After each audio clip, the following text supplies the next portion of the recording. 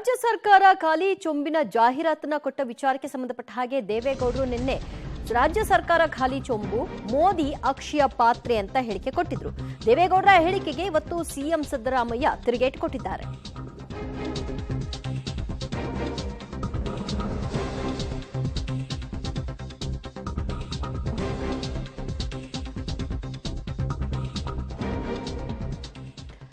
ರಾಜ್ಯ ಸರ್ಕಾರ ಖಾಲಿ ಚೊಂಬು ಮೋದಿ ಅಕ್ಷಯ ಪಾತ್ರೆ ಅಂತ ದೇವೇಗೌಡರು ಕೊಟ್ಟ ಹೇಳಿಕೆಗೆ ಸಿಎಂ ಸಿದ್ದರಾಮಯ್ಯ ತಿರುಗೇಟು ಕೊಟ್ಟಿದ್ದಾರೆ.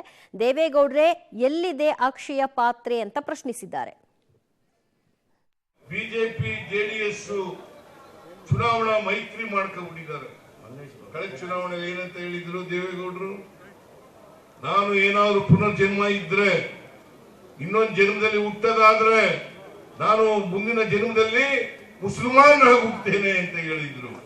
ಬಿಜೆಪಿ ಒಂದು ಕೋಮುವಾದಿ ಪಕ್ಷ, ಅದ್ರ ಜೊತೆ ಯಾವತ್ತೂ ಕೂಡ ಹೊಂದಾಣಿಕೆ ಮಾಡ್ಕೊಳ್ಳಲ್ಲ, ಮೈತ್ರಿ ಮಾಡ್ಕೊಳ್ಳಲ್ಲ ಅಂತ ಹೇಳಿದ್ರು.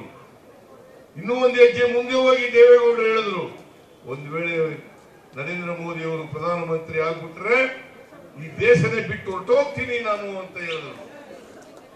ದೇವೇಗೌಡ್ರೆ, ನೀವು ಆಡೋ ಮಾತುಗಳನ್ನ ಒಂದ್ಸಾರಿ ಜ್ಞಾಪಕ ಮಾಡ್ಕೊಳ್ಳಿ, ಏನ್ ಹೇಳಿದ್ರಿ.